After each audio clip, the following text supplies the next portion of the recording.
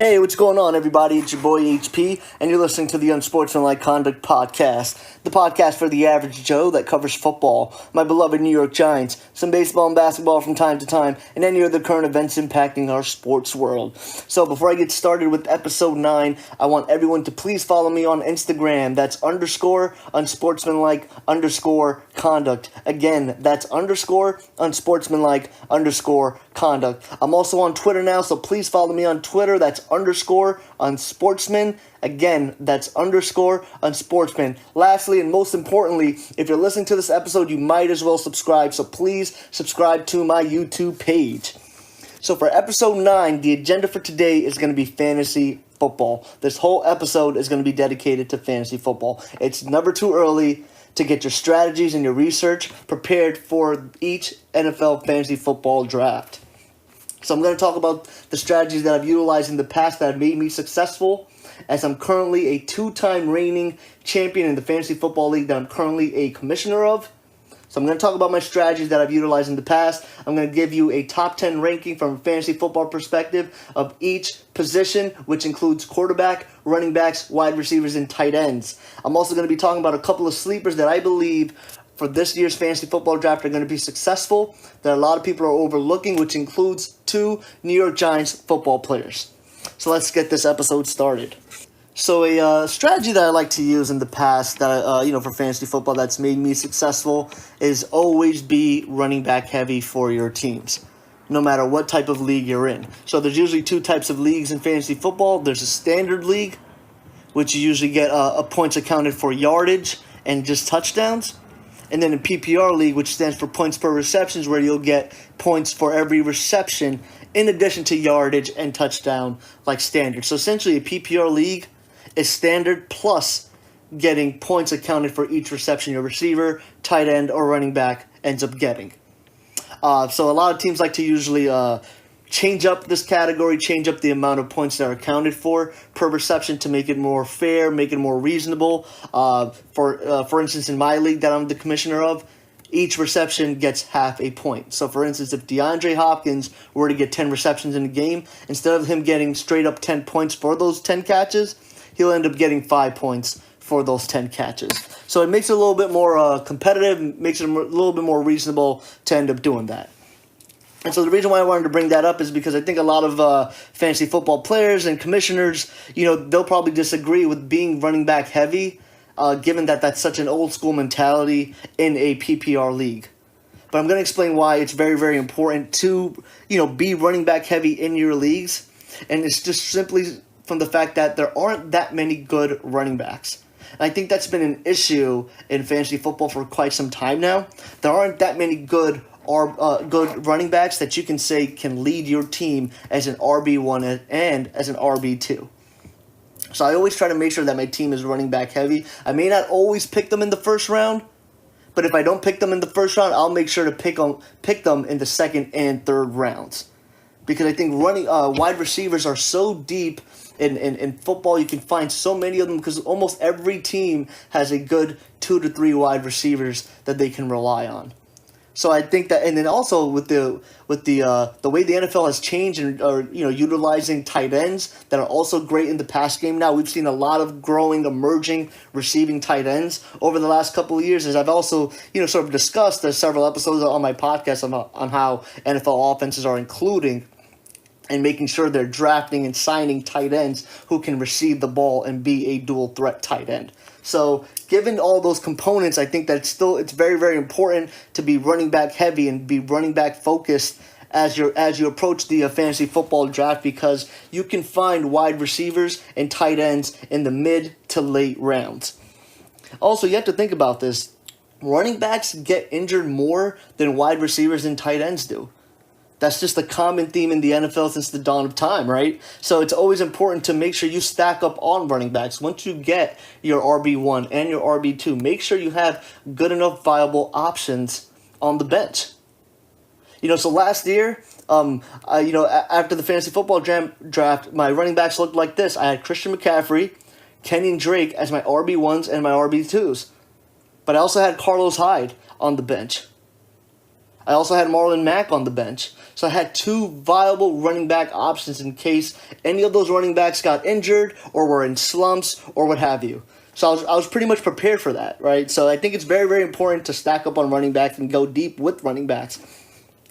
And for those of you who also want to make the claim that being running back focused in a PPR league isn't efficient, well, the NFL has changed where many of these starting running backs are dual threat running backs. Not only are they good in the run game, but they're also being utilized in the pass game.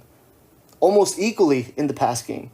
I mean, some of the top 5 running backs, which I'll get into later, are dual threat running backs for fantasy football, which is why fantasy football owners are so inclined to drafting running backs with their top 5 picks. Right, you have guys like Saquon Barkley and the Christian McCaffrey, Alvin Kamara, Ezekiel Elliott.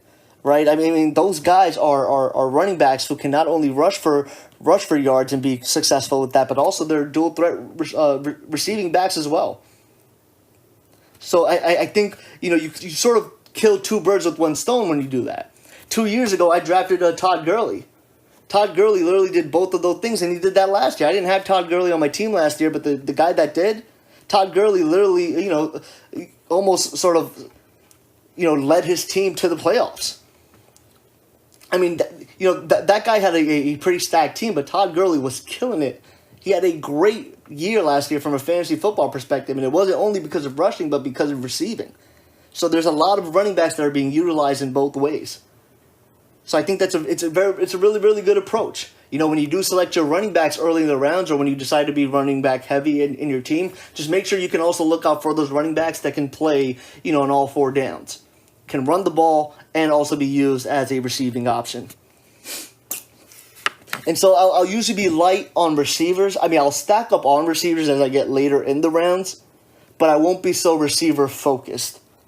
But usually I'll have one very good dominant wide receiver, and then I'll usually rely on a lot of second, I wouldn't say second string, but sort of second and third option receivers on other teams.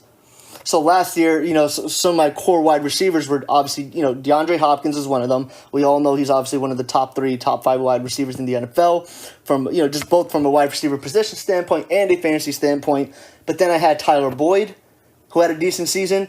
I also had Kenny Golladay, which I had to sort of switch in and out at my flex. So, and the funny thing about Kenny Golladay, he was so inconsistent last year, and even Tyler Boyd had some inconsistent games last year, that at my flex position, I was switching in and out between receivers and running backs. I mean, that's how inconsistent my receivers were last year, but I was still pretty successful because I was top heavy on running backs. Because I ended up having McCaffrey and Marlon Mack sort of lead my team. Even for the first quarter of the season, Carlos Hyde had a pretty good first quarter of the season with the Cleveland Browns. So I remember at some point I even had Carlos Hyde at my flex, and then I started McCaffrey and Marlon Mack, or McCaffrey and Kenyon Drake, who also had a very inconsistent season last year because for some reason Adam Gase just wasn't giving him the snaps that he should have been getting and was expected to get heading into last season. But yeah, I like to, I'm usually light on receivers. I usually don't get too stressed out or too focused on wide receivers as I'm going through the draft. And a strategy that I've used in the last 2 years, and this is very, very funny and ironic, but the strategy that I've used in the last 2 years, which I've won championships in the last 2 years, is if at some point in the draft, early to mid rounds, if you find yourself slim on wide receivers because you decided to go top heavy with running backs, just draft a tight end, because tight ends can accomplish the same thing that wide receivers do. And the thing about tight ends, they're more likely to get more targets than other wide receivers do, because tight ends usually run more simpler routes. Tight ends usually line up in the slot. And again, I've mentioned this time and time again. The NFL offenses have changed. This game has changed. The games are won in the middle of the field. There's no more sideline throws anymore. I mean, not that there's no more sideline throws, but very rarely do you have big body receivers or even outside receivers, dominating the sidelines. Games are won in between the sidelines. So use a tight end to fill that void of a wide receiver. Right? I mean, a lot of these leagues are 10-team leagues, 15-team leagues. So depending on where you are between the 10-team to 15-team league, you may not have that much depth available. The availability of players may not be that deep. So rely on a tight end to fill in that void. And I've done that 2 times this year by having DeAndre Hopkins and Travis Kelce. For 2 straight years, I've had those guys, and for 2 straight years, they had top 3 seasons. They finished, I don't exactly remember whether they finished 1, 2, or 3. I don't remember exactly their ranking, but they were definitely in the top 3, top 5 in their positions. I mean, Travis Kelce is probably him and Zach Ertz are 1 and 2, or 1A, 1B as top tight ends in this league. And then DeAndre Hopkins, from a fantasy perspective, for the last 2 years, has been one of the most dominant wide receivers in the league. So I decided to pick up Travis Kelce when I saw that my team is slim on wide receivers, and I've been pretty successful. And you can do that. There are just so many tight ends out there. There's so many tight ends out there. Zach Ertz, Travis Kelce, Greg Kittle, Evan Ingram, Vance McDonald from the Pittsburgh Steelers, Eric Ebron, Jack Doyle. I mean, there are just so many tight ends, and I don't want to, list them all because I am going to get into that when I talk about my top 10 tight end rankings for fantasy football. So I don't want to hold off on that, but, again, use tight ends as a scapegoat for not having enough receivers or enough good receivers in your roster as you're going through the rounds in fantasy football draft. Because there's going to be times where, you may feel pressured or inclined to, make a big leap or a big guess on a wide receiver because you look at your roster and you're thinking, okay, I only have one good legitimate wide receiver and I'm in round 3, in round 4 or 5. So feel free to use 3, 4, and 5, or 5 rather, not all 3 rounds straight, but feel free to use one of those rounds to get yourself an elite tight end to fill in that void. And as you're going through the rounds and you're looking for wide receivers, another strategy that I'd like to, sort of mention, I feel like a lot of people that play fantasy football don't know all the players that end up being available in the mid and late rounds. And which is okay because there's so many football players out there. Sometimes it's hard to keep up with all this stuff. I mean, there are times where I'll go through a draft and I'll be like, wait, who's this guy? Or who's he? So, sometimes that happens and that's okay. So, statistic that you should rely on wide receivers is the number of targets that wide receiver has gotten, in years prior. And even as you're going through the season and you're trying to get fantasy football pickups, just look for that number. Look for the number of targets versus just only receptions, yardage, and touchdowns. Because that's an indication of whether that wide receiver is going to be a transcending player in that coming season. So if a wide receiver gets 5 receptions in one game, but he's gotten 10 targets for that game, that's a good indication that the quarterback and the offense is relying and designing plays for that wide receiver to be successful. Right? So, but, if a wide receiver gets 3, 4, 5 receptions, but only gets, 5 targets or 6 targets, then maybe that's just an inclination that, that wide receiver isn't being used as much. Maybe there's other wide receivers that are getting more targets, more looks. And then also maybe that offense is more run heavy than pass heavy. So those are some of the things that you should look out for as you're going through the draft. See the potential number of targets that wide receiver can get and has gotten in the past.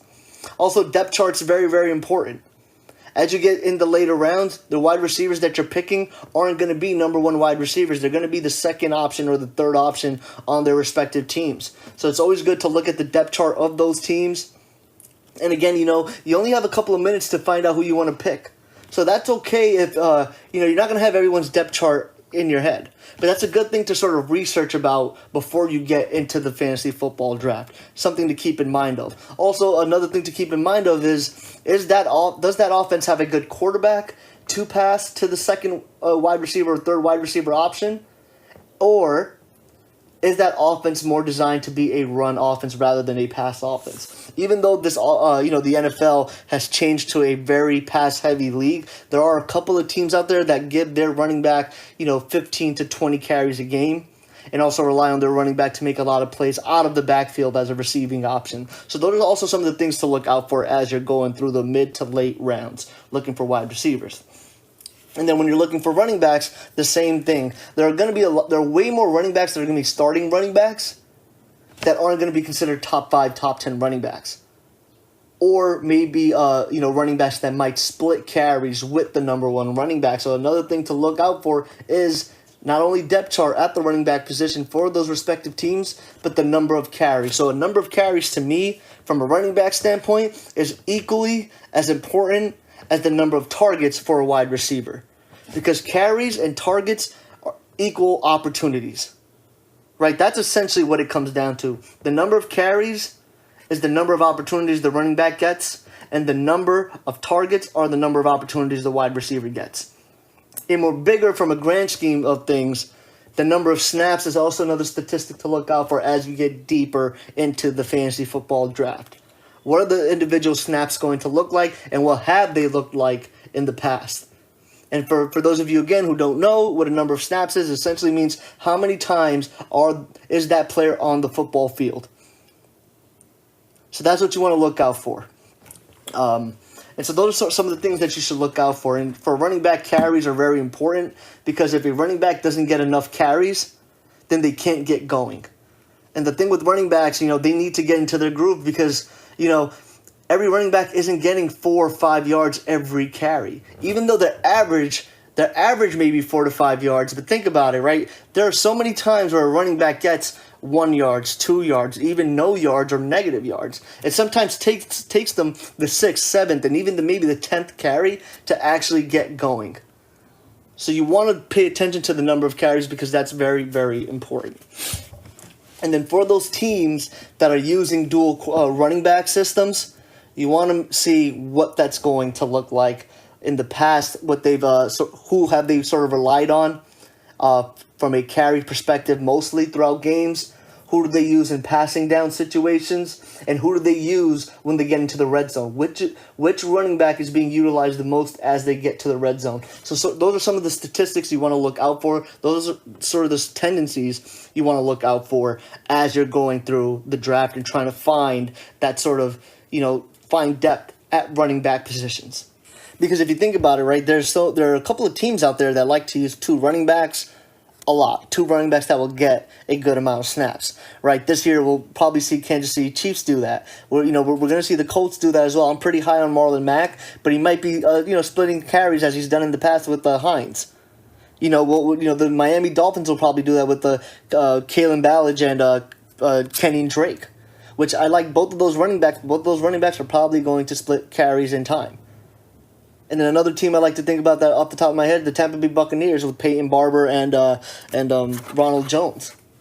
So there are a couple of teams that have more than one good running backs, and they may end up splitting carries, and the amount of carries and the snaps may be inconsistent and volatile throughout the year. So that's also something to look out for and consider as you're going through the NFL draft looking for this talent.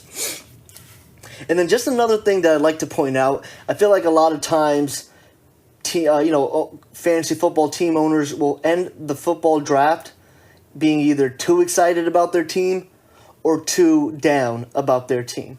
Either they're too happy about the selection and the players that turned out in the fantasy football draft, or they probably think that they didn't have the most successful draft. In either way that you think about or feel about your team at the end of the draft, just know this and remember, fantasy football is a long game. You have to think about the long game. You don't win fantasy football championships by drafting well. You win fantasy football championships by picking up players throughout the season, through mid-season acquisitions. That's how you win this league. Because fantasy football is so volatile, there's just no correct way to really predict all this stuff. So the most important thing is nail your RB1 pick, nail your wide receiver 1 pick, nail your tight end pick.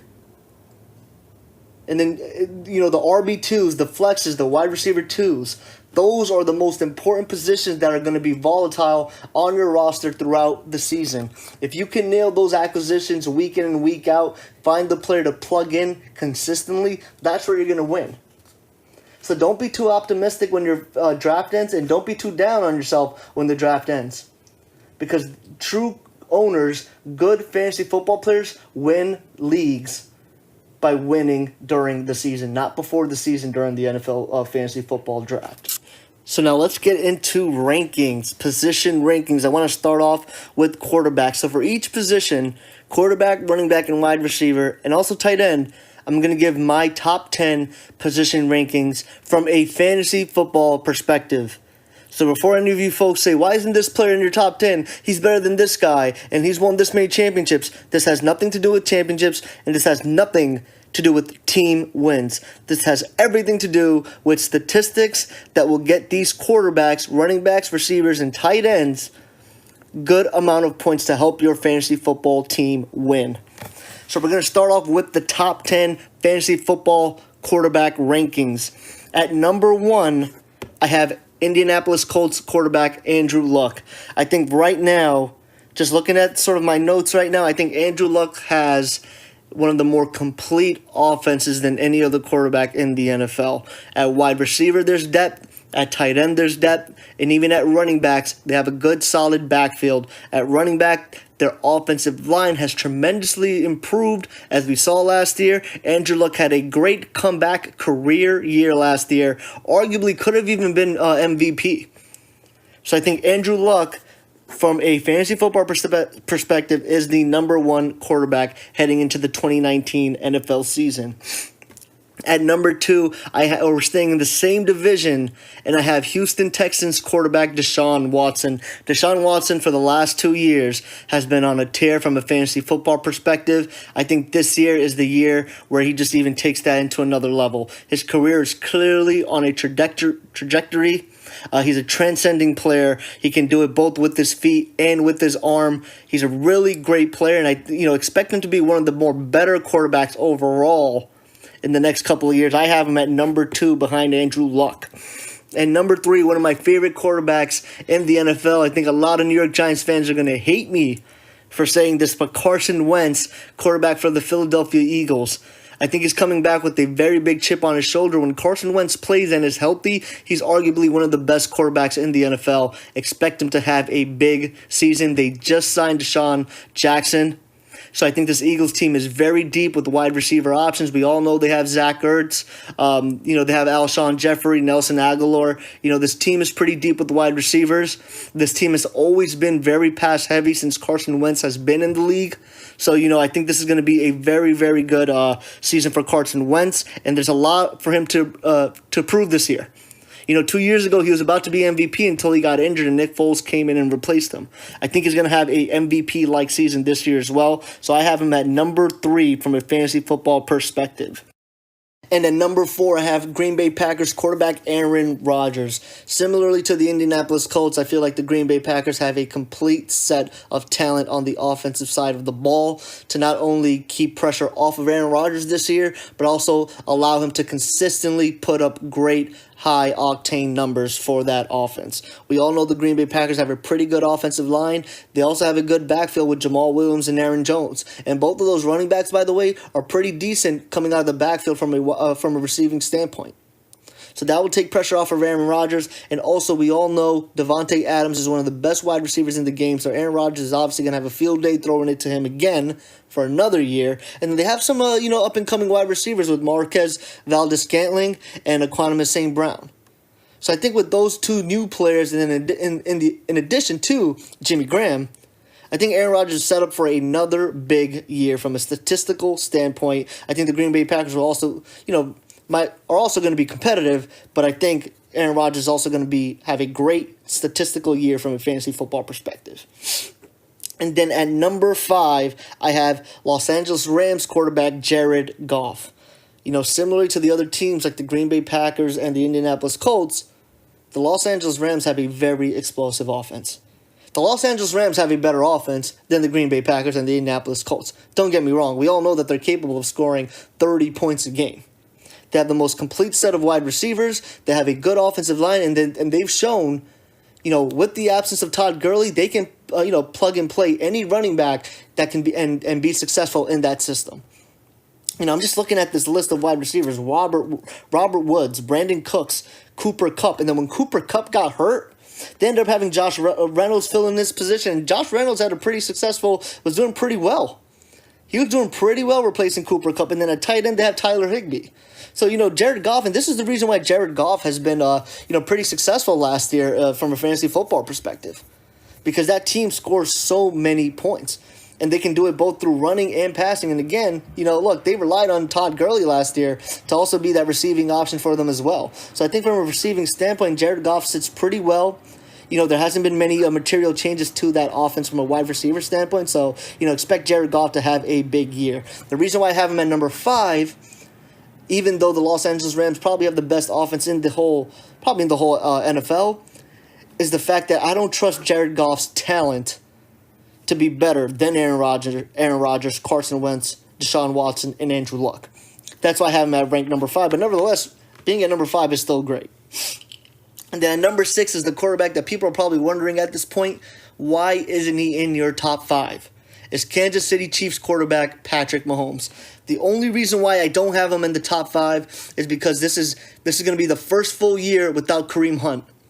And don't get me wrong, I like Damian Williams a lot. Damian Williams helped me win a fantasy football championship, but Damian Williams is not nearly as good of a player as Kareem Hunt is. And Kareem Hunt took a lot of pressure off of Patrick Mahomes, not only from a rushing standpoint, but also from a receiving standpoint. I mean, there were times where Kareem Hunt had big plays coming out of the backfield as a receiving back. And then they're also going to lose Tyreek Hill this year. Tyreek Hill is one of the main receivers that helped that offense be as explosive as it was. Because if Tyreek Hill wasn't getting the ball, he was definitely getting the attention, which allowed other receivers to make big plays, which allowed Travis Kelce to be as much of a threat as he is. And don't get me wrong, Travis Kelce was a good tight end without Tyreek Hill. But I think he becomes elite because Tyreek Hill was there to stretch that field. So, I think there's going to be a big adjustment for Patrick Mahomes. So we'll see how that ends up turning out this season. But I don't think Patrick Mahomes has nearly the year that he had last year, this year. So he's my number 6th ranked quarterback. And number 7, one of my other favorite quarterbacks in the NFL, in addition to Carson Wentz, Russell Wilson. The reason why I have him at number 7th and not in the top 5 is because, look, Russell Wilson will get you the stats. He's going to have a good fantasy football year. We all know that. But I don't think there's enough depth at that wide receivers for Seattle Seahawks.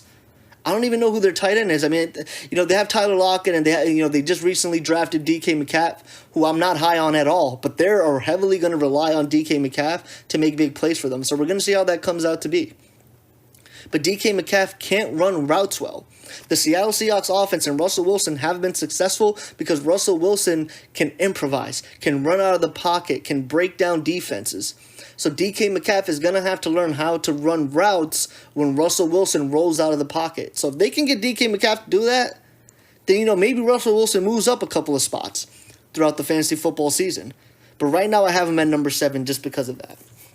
And look, I think the Seattle Seahawks are also going to probably try to run the ball a little bit more because they've shown last year that they can run the ball now and that their offensive line is finally a formidable offensive line versus, the last couple of years prior to last year. And then at number 8, I have Atlanta Falcons quarterback Matt Ryan.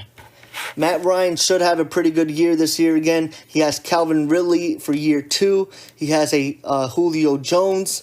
And he also has Austin Hooper, so they have some depth there. They have a couple of receiving options there for Matt Ryan to have fun with. We all know that offense is explosive from a passing perspective. However, I am not too crazy about their running game.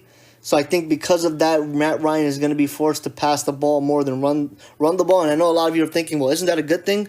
Don't we want Matt Ryan to throw the ball more? But the thing is this. If Matt Ryan's forced to throw the ball more, it's going to put a lot of pressure on that Falcons offense, and that Falcons offense is going to be more predictable than ever. So just for that reason, I have him at number 8 and not in the top 5. And number 9, I have New Orleans Saints quarterback Drew Brees. Drew Brees is going to have the 4,000-yard year. He's going to have the, 25 to 30 touchdowns. He's going to have a good year. He doesn't make a lot of mistakes. He's not going to throw a lot of interceptions. It's been quite some time since Drew Brees has had one of those years where he throws, a lot of interceptions in the season. But I don't know how much better this New Orleans Saints offense got from a wide receiver standpoint. I mean, you got Michael Thomas, who we know is who's absolutely a stud, who had a tremendous career year last year. But then the only improvement that I can actually think of is Jared Cook. And Jared Cook is a good addition to the team. Don't get me wrong. I think that, having a legitimate tight end who can catch the ball and make plays from a receiving standpoint is obviously a plus. But I don't know how much more better or how much more of a material improvement that's going to make this New Orleans Saints offense. I mean, come to think of it, after Michael Thomas, I feel like their next best wide receiver option is ironically their running back, Alvin Kamara, out of the backfield. So I think because of that, I think the Saints offense is still going to struggle. But knowing Drew Brees, Drew Brees is consistently known for putting up big numbers year in and year out. So that's why I have him at number 9. And the number 10th quarterback, which I think may surprise some folks, is Cleveland Browns quarterback Baker Mayfield. This offense is going to be very, very explosive. Baker Mayfield shown last year what he's capable of doing. Baker Mayfield has had a couple of good games last year. He had a good season overall, but there were some games where he played really well. And I think this year he has much more offensive weapons. He has another year working with Jarvis Landry. We all know Odell Beckham Jr. They have Antonio Callaway as well. So I believe his name is Andrew Higgins. So they have depth at the wide receiver. They have David Njoku at tight end. They have Duke Johnson, who's not really much of a rusher, but he's actually a receiving back. That's his specialty. And then Kareem Hunt's going to come back in after 8 games. So, and then, Nick Chubb is obviously a good running back from a rushing standpoint, who's also going to take pressure off of that offensive game. So I think the Cleveland Browns and Baker Mayfield are poised to have a big year, and that's why I have Baker Mayfield as the 10th ranked quarterback. The only reason why I have him 10th and not higher is because this is all about speculation at this point. That's why I have him in the top 10 based off speculation and not necessarily on talent. There could be other quarterbacks that you can throw in there, like Phillip Rivers. Why isn't Phillip Rivers in the top 10, or why isn't Tom Brady in the top 10?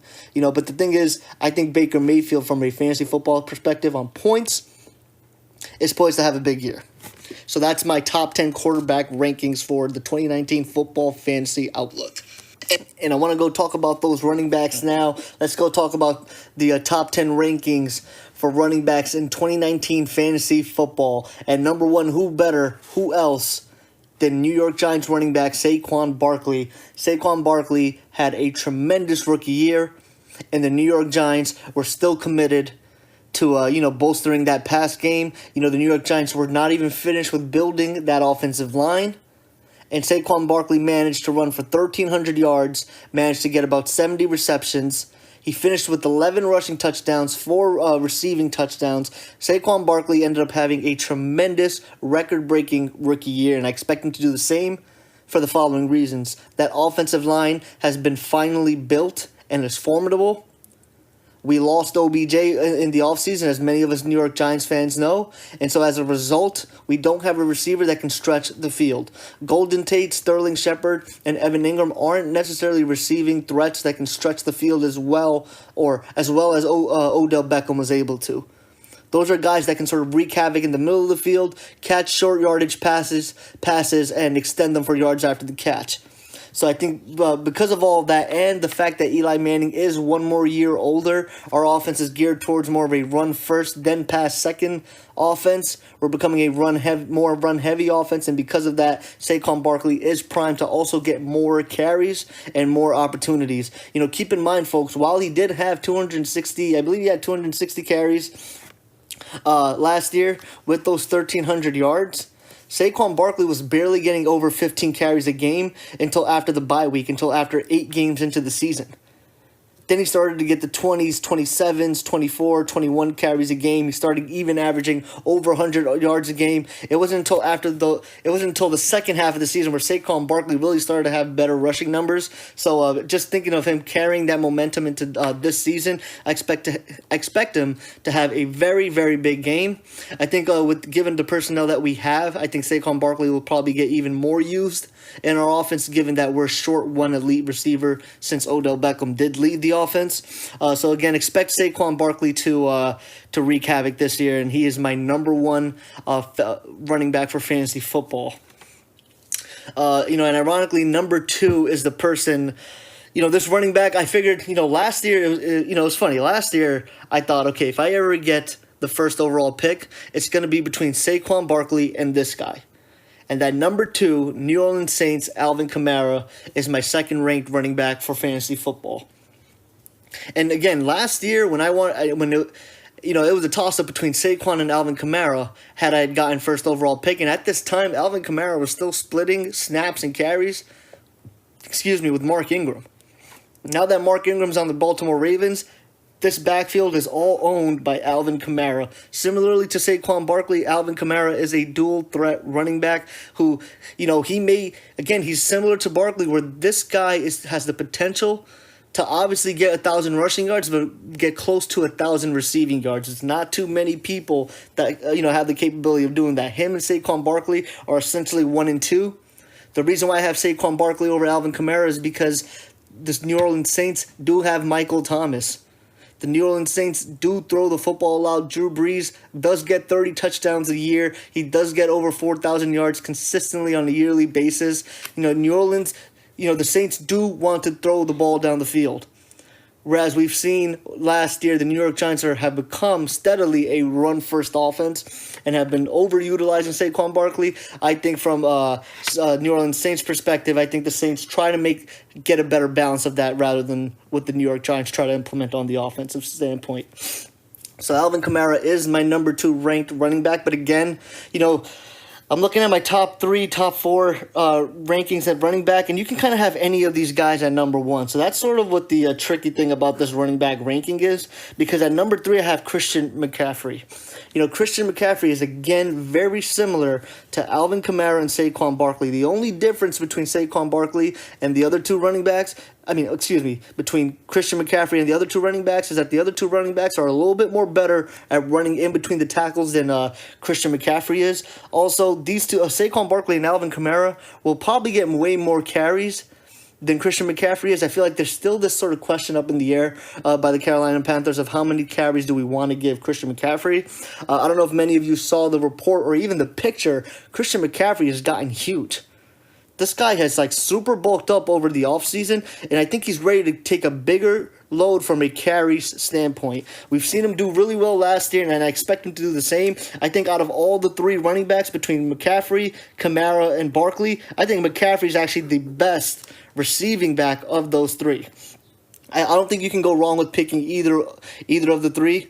I think Saquon Barkley, I would pick him number 1. I guess there is some sort of bias because I am a New York Giants fan. But again, if you have number 1 overall pick, you can't go wrong with picking any of these 3. And from a PPR perspective, and look, I had McCaffrey last year. From a PPR perspective, McCaffrey was sometimes, sort of picking up the slack for other receivers that were unable to perform on that Sunday. And that's the greatest thing about these 3 running backs, Saquon Barkley, Kamara, and McCaffrey, is that if one of your receivers, if one of your flex option guys or your tight end isn't performing as well that Sunday, you know for a fact that these 3 running backs will definitely make up for that slack. These 3 running backs on any given night, any given Sunday, can get you between 20 to 30 points, which ends up sort of making up for other positions that can barely hit the 10-point mark on some Sundays.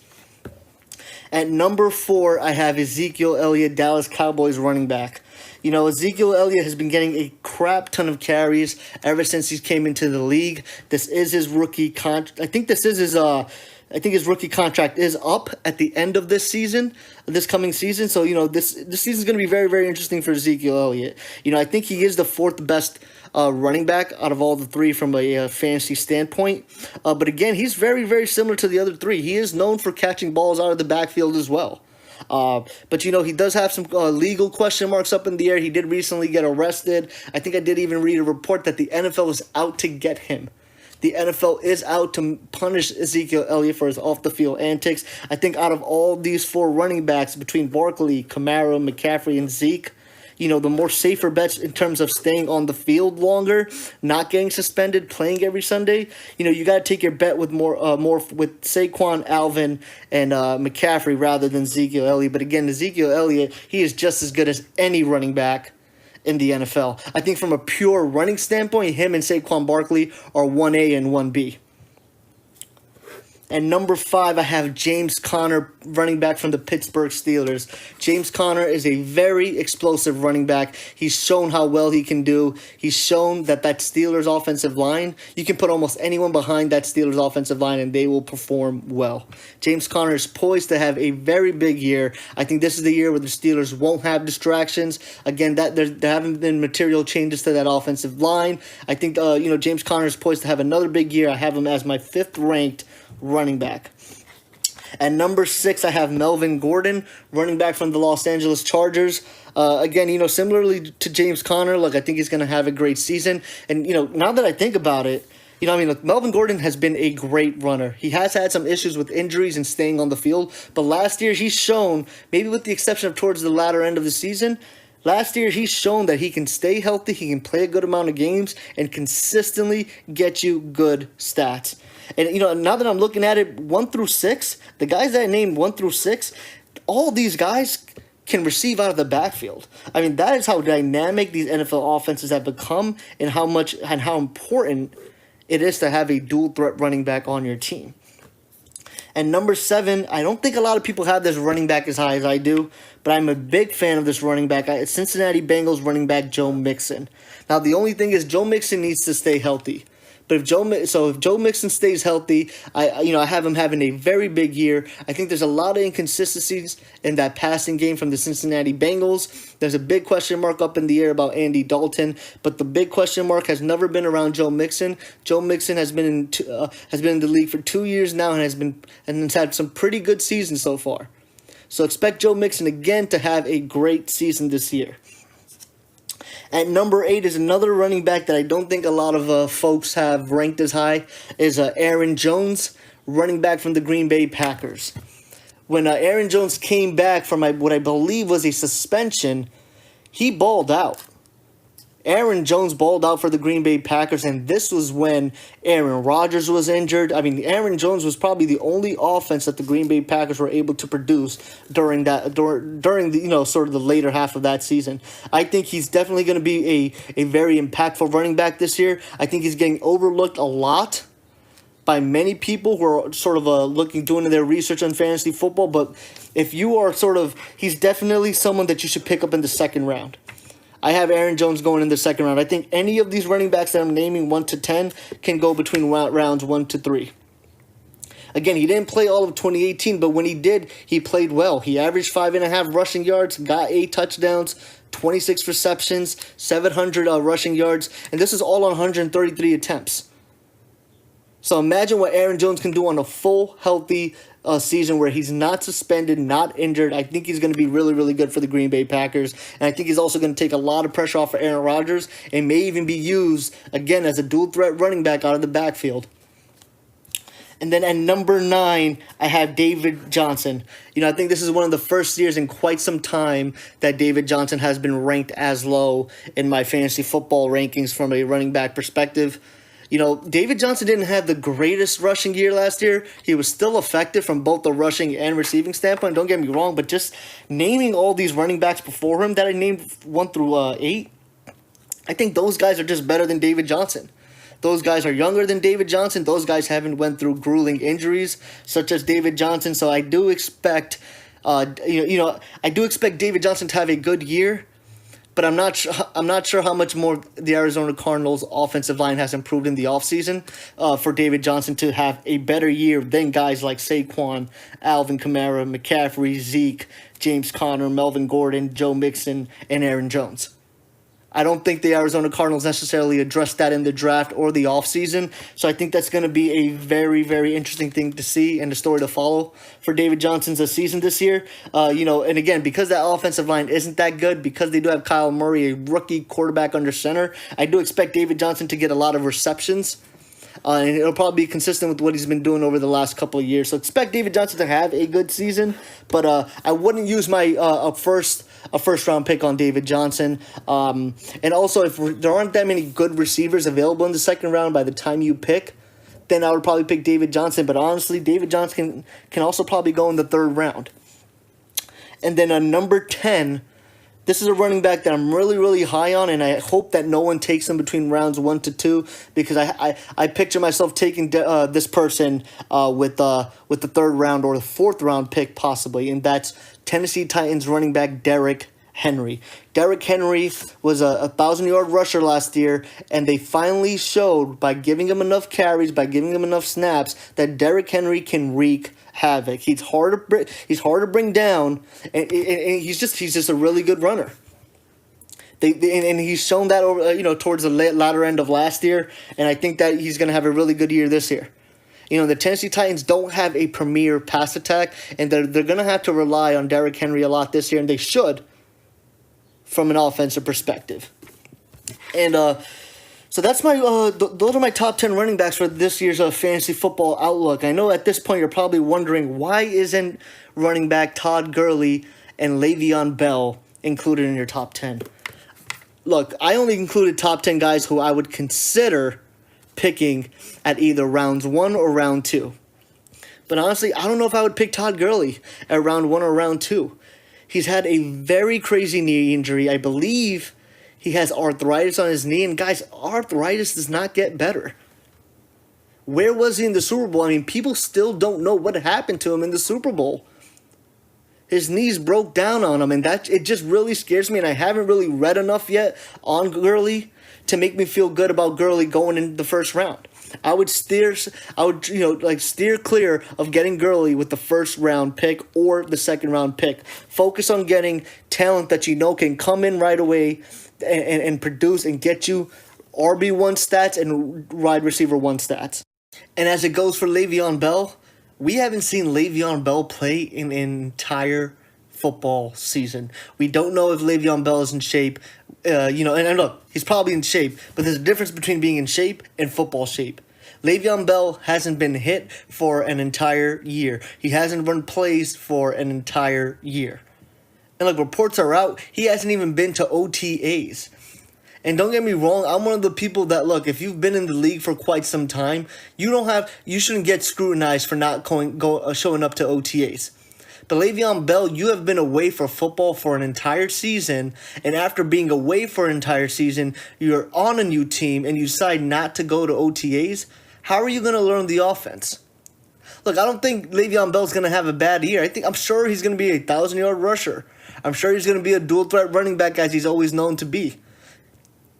Because, I did mention Saquon, Alvin Kamara, and Christian McCaffrey, but from a pure route-running standpoint, Le'Veon Bell is better than all three of those guys. But I'm just not sure he can perform as well as those three guys, given the fact that he's been a year away from football and he's on a new team with a new offense. And just to give everybody a little bit more background information, the Steelers have a solidified, great offensive line. The New York Jets do not. The New York Jets, that is one of their biggest weaknesses, and they didn't address offensive line the way they should have in the offseason, during free agency, or the draft. So all that dancing around that Le'Veon Bell is used to doing behind the offensive line as he tries to slither between the gaps and find his holes, he won't be able to have that much time to dance around with that New York Jets offensive line. It's going to be a very, very different type of offensive line for him, and it might give him even a new perspective. He may have to even decide to learn how to run in a different way. His running style may end up changing because he has a new offensive line. So those two guys I would stay away from in the first 2-3 rounds. I know it sounds insane because they have top 5 talent, but just given the scenario and the details that I just mentioned, definitely stay away from those guys because it's just not worth it. There are other players that you can get that can make immediate impact. And that was my ranking for running backs. Now let's go into top 10 wide receivers. And so the most common theme that you're going to hear throughout this listing of top 10 wide receivers is who else. And what I mean by who else is who else would the quarterback throw to? And based off that question for most of this top 10 list is how I came up with my rankings. So at number 1, Mr. Consistency over the last couple of years. I've had this person in my last 2 fantasy football seasons and has led me to 2 straight fantasy football championships. Houston Texans wide receiver DeAndre Hopkins. DeAndre Hopkins is a reception machine. He will always get you between 90 to 100 catches a year, between 1,300 and 1,500 yards, and he is always primed to get 10 touchdowns. And the million-dollar question, who else? Who else is Deshaun Watson going to throw to? And you might mention Will Fuller, but Will Fuller isn't a threat to DeAndre Hopkins' reception stats, yardage stats, or touchdowns. He does not take away those categories, those phases of the game from DeAndre Hopkins. Because when DeAndre Hopkins has good stats, that's when this offense does well. That's when Deshaun Watson does well. That's when the Houston Texans win. DeAndre Hopkins and Deshaun Watson have such a good rapport together. It is amazing to watch those guys play off of one another, and he's definitely the top number one wide receiver from a fantasy football perspective. This guy just knows how to get the ball, and Deshaun Watson looks for DeAndre Hopkins on every single play.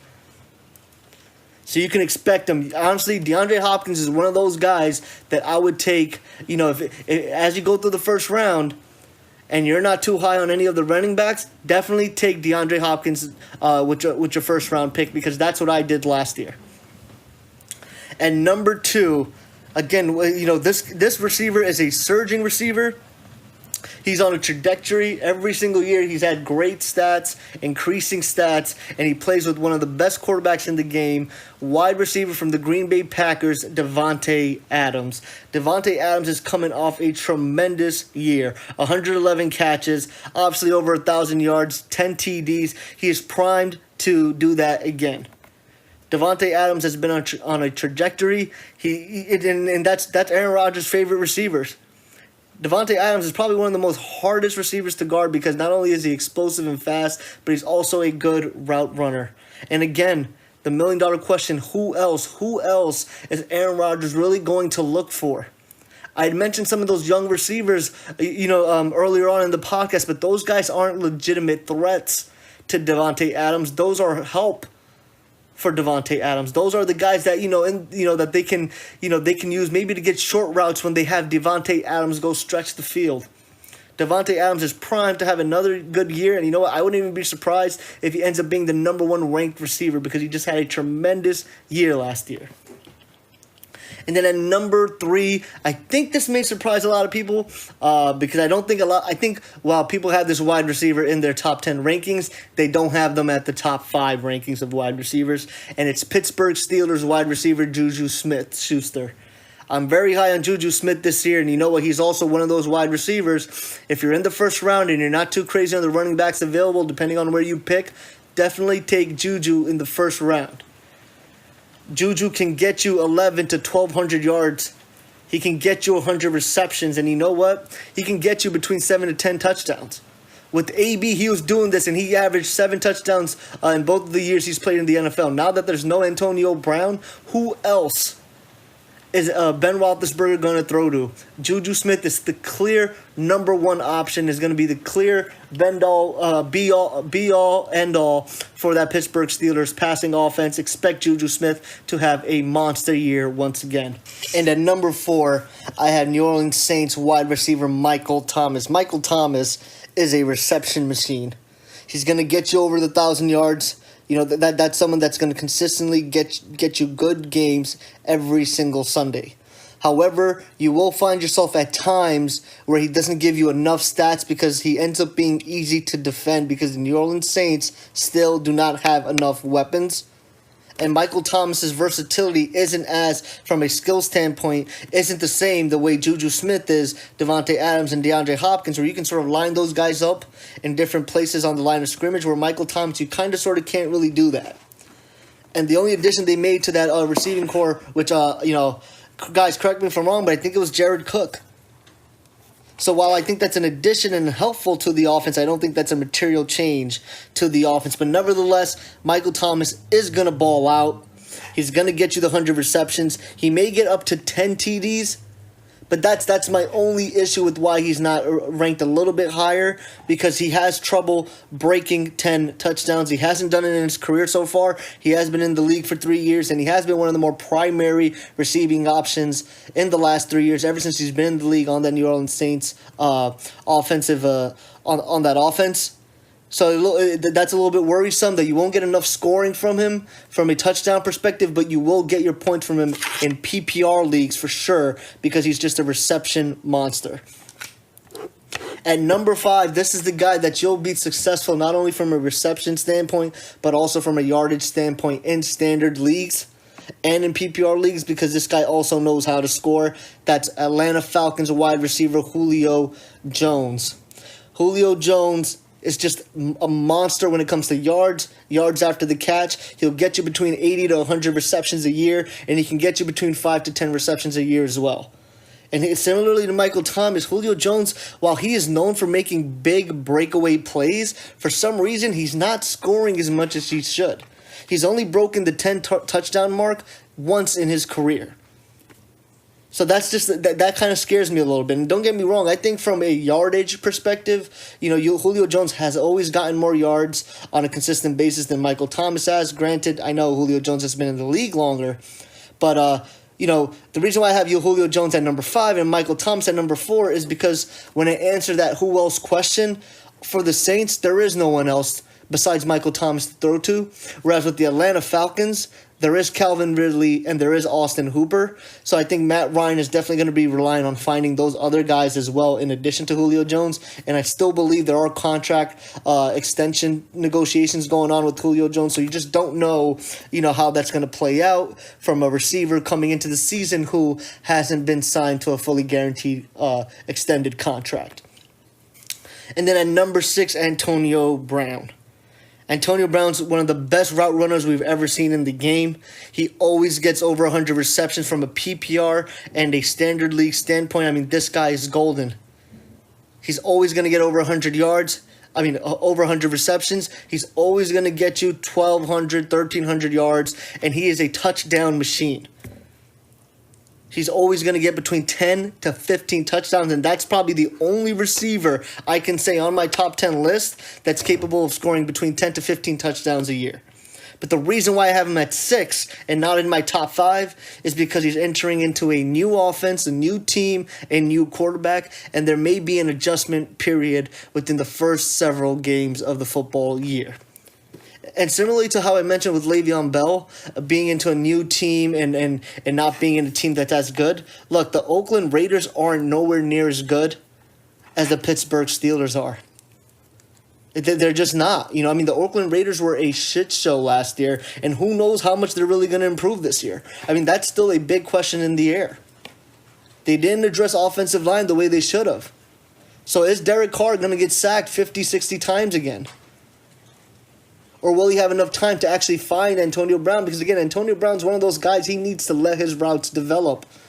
Antonio Brown is a sophisticated route runner. His routes need to develop, or you need to design an offense where Antonio Brown gets open quickly. So that's just a big question mark there. And don't get me wrong, I'm not trying to say that Antonio Brown is going to have a bad year. I still think he's going to have a good year, but I can't have him over Julio Jones, Michael Thomas, Juju, Devontae Adams, and DeAndre Hopkins, because for me, those 5 guys are for sure I'm more confident in than Antonio Brown, just given the new circumstance that Antonio Brown is in. And number 7, another guy who's just Mr. Consistency from a standpoint of consistently getting a crap ton of receptions every game is Minnesota Vikings wide receiver Adam Thielen. Adam Thielen can break 100 yards, but my only knock on him is he doesn't score enough touchdowns. So while he may be great for PPR leagues, he is someone that you should be careful of when it comes to standard leagues, because he doesn't score enough touchdowns. And when I answered my question about who else on that Minnesota Vikings team can get the ball, it's Stephon Diggs. Stephon Diggs is a legitimate threat from a receptions, yardage, and a scoring standpoint. Stephon Diggs scores more touchdowns than Adam Thielen can. Stephon Diggs is a more big play wide receiver than Adam Thielen is. Adam Thielen is more of a slot wide receiver, short to intermediate routes, where Stephon Diggs can do a little bit of everything. However, from a statistical standpoint, it's never translated for Stephon Diggs the way it has for Adam Thielen.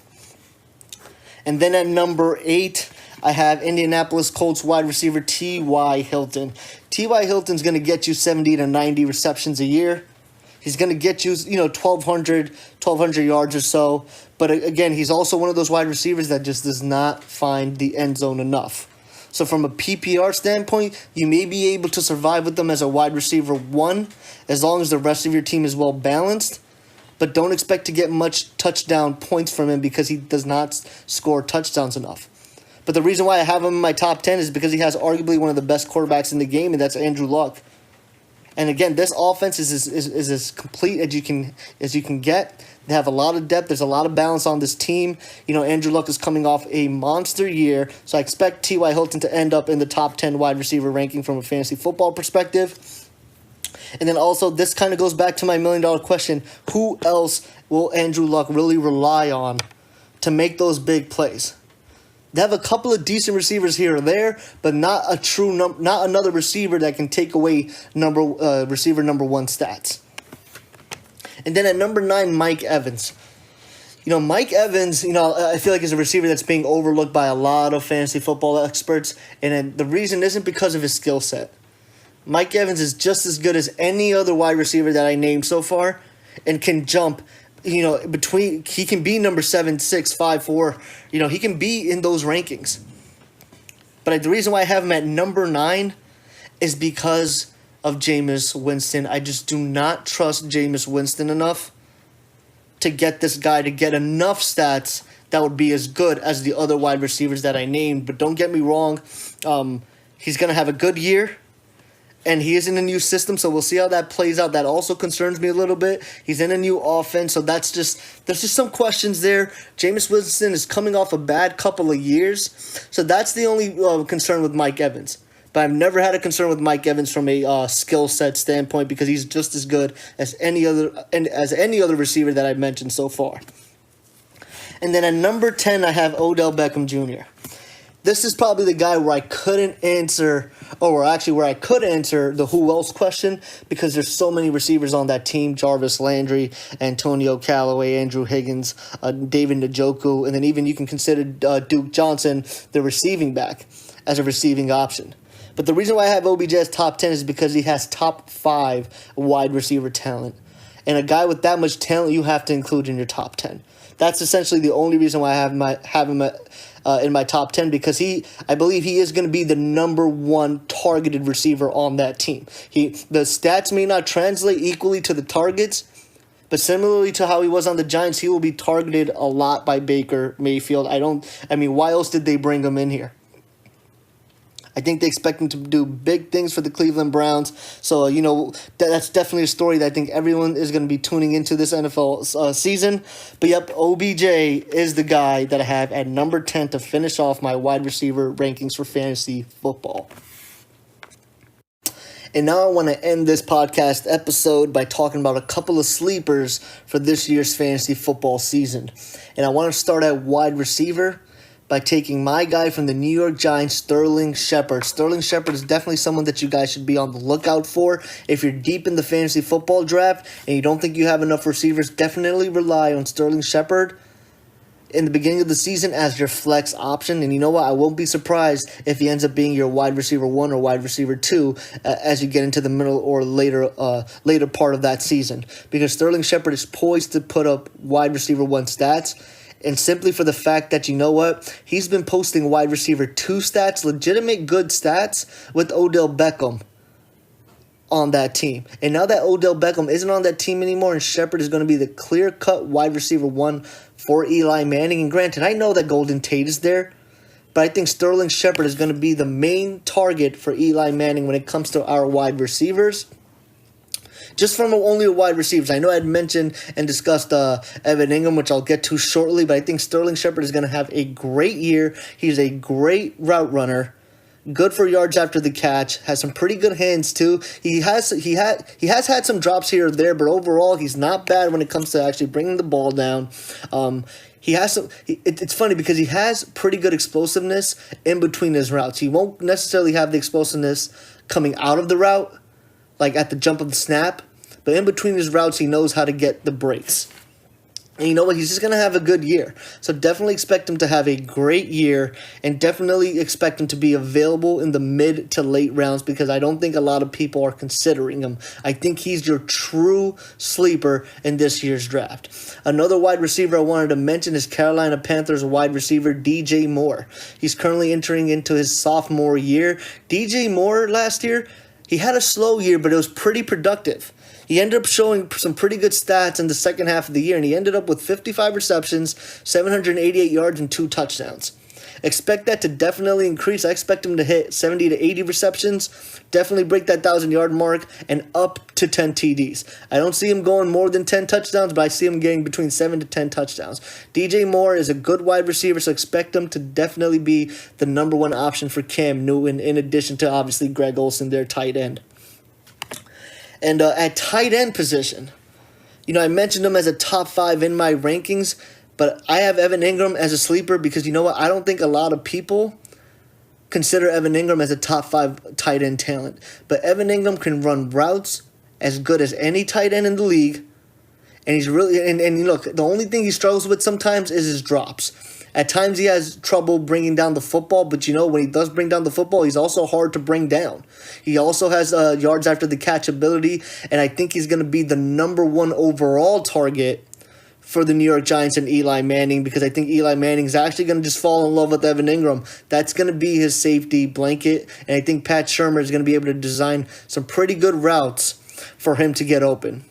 So again, while I think Sterling Shepard will be the highly targeted wide receiver, I think overall from a receiving statistical standpoint, Evan Ingram should lead the team in targets, and I expect him to get about 70 to 80 receptions, close to 1,000 yards, and definitely between 6, 7, 8 touchdowns this coming season. Another tight end that's a sleeper, and I don't think a lot of people are considering, is Vance McDonald. Vance McDonald should have an expanded role this year because you know what? The Pittsburgh Steelers don't really have another wide receiver to throw to aside from Juju Smith. Had Antonio Brown still been on the Pittsburgh Steelers, I probably wouldn't be mentioning Vance McDonald's name, but definitely expect Vance McDonald to have a good year. I would wait to pick Vance McDonald until the later rounds versus Evan Ingram, because I think Evan Ingram can definitely go in the 2nd or 3rd round. I think Vance McDonald's a tight end that definitely goes and is available in the later rounds. But yep, that's definitely a tight end to look out for. And I think Big Ben will definitely rely on finding Vance McDonald in the event that Juju Smith ends up gets doubled, because you know what? Juju Smith should be getting doubled a lot this year. Obviously, Juju Smith will get his numbers and get his looks, but he will have times where he gets doubled. So definitely look for Ben Roethlisberger to look and find Vance McDonald. And then from a running back perspective, 2 sleepers I have, and the reason why is so one of them is Derrick Henry, and I had Derrick Henry in my top 10 ranking as a running back. And the fact is, I don't think a lot of people have Derrick Henry as their top 10. But Derrick Henry showed that he is more than capable of being a 1,000-yard rusher if given the opportunities. He split a lot of time with the Dion Lewis, but I think he's going to be the lead back this year. So expect him to hit 1,000 yards and definitely get up to 10 touchdowns. I think this guy will end up being a top 10, if not a top 15 running back at the end of the 2019 football season.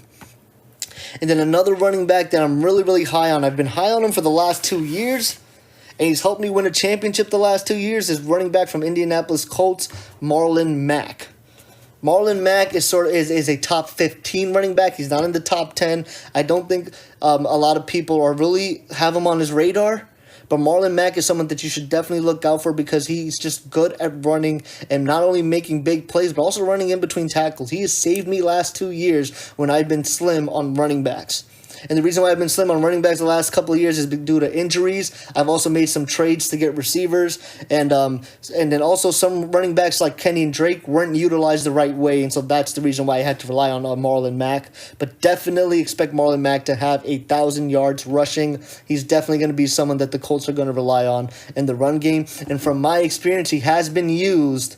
While he doesn't get used on passing downs as much because of Hines, he will get used in for red zones. He will get his fair share of red zone touches. And another running back to consider is Damien Williams. A lot of people have forgotten about Damien Williams, but he should be the lead back for the Kansas City Chiefs. That's another running back that helped me win my championship last year. Damien Williams doesn't have enough of a sample to build off of, but I've seen enough from Damien Williams last year. He is a dual threat running back. Andy Reid knows how to scheme up plays for him. Not only will he be successful in the running game, he'll be successful in the passing game. And you know what? From a receiving standpoint, he may end up being top 5 from a receiving touchdown standpoint because they use them a lot in the passing game and screens and drag routes out of the backfield. So expect Damien Williams, Kansas City Chiefs running back, to have a good year. And from a rookie perspective, I just want to talk about a couple of sleepers from a rookie standpoint, the players that got drafted in this year's NFL draft. So definitely look out for rookie wide receivers A.J. Brown from the Tennessee Titans, Marquise Brown from the Ravens, Terry McLaurin, the Redskins, and McCole Hardman, Kansas City Chiefs. All those receivers will have an immediate impact on their teams, will be heavily targeted and heavily relied upon. So definitely keep those wide receivers in thought. Some of these wide receivers may not end up getting drafted. They may be available after the draft is ended. So definitely pick those guys up if you feel that you're thin at wide receiver. A couple of rookie running backs to consider. There's not that many running backs that I looked at this year's draft that I thought can make immediate impacts, but there are 3 running backs. Definitely Darrell Henderson, who's on the Los Angeles Rams. Again, I talked about how I'm very concerned with Todd Gurley, so expect Darrell Henderson to definitely, maybe even possibly split carries with Todd Gurley. I think he'll make an immediate impact with the Los Angeles Rams. Also look out for Devin Singletary for the Buffalo Bills. I don't think the Buffalo Bills are going to rely on LaShawn McCoy to be the lead back this year. I think Devin Singletary at some point in time, definitely within the first 4 games, end up taking over that lead back role and take some pressure off of Josh Allen. And then lastly, definitely look out for David Montgomery. He should be getting some carries for the Chicago Bears, but I don't know how many snaps and carries he'll get, given that Tariq Cohen and Mike Davis are probably the number 1 and number 2 running backs on that depth chart. But that's also another running back to look out for is David Montgomery, because he's primed to be a really good running back and make an immediate impact on that Chicago Bears team. And then 2 rookie tight ends that are expected to start and make immediate impacts, get a good fair share of targets and receptions and possibly touchdowns, and help take pressure off their quarterbacks. That's T.J. Hawkinson, who got drafted to the Detroit Lions, and Noah Fant who got drafted to the Denver Broncos. So definitely look out for those 2 players for tight ends if you aren't high on any of the other tight ends that are available in the draft. And that about wraps it up, folks. Thanks for tuning in. That was episode 9 of the Unsportsmanlike Conduct podcast. Please make sure you follow me on Instagram. That's _unsportsmanlike_conduct. Please follow me on Twitter. That's _unsportsman. And lastly, you made it to the end of the episode, so please subscribe to my YouTube page. Thanks so much for tuning in. It's your boy HP. Peace out. The podcast you just heard was made using Anchor. Ever thought about making your own podcast? Anchor makes it really easy for anyone to get started. It's a one-stop shop for recording, hosting, and distributing podcasts. Best of all, it's 100% free. Sign up now at anchor.fm/new. That's anchor.fm/new to get started.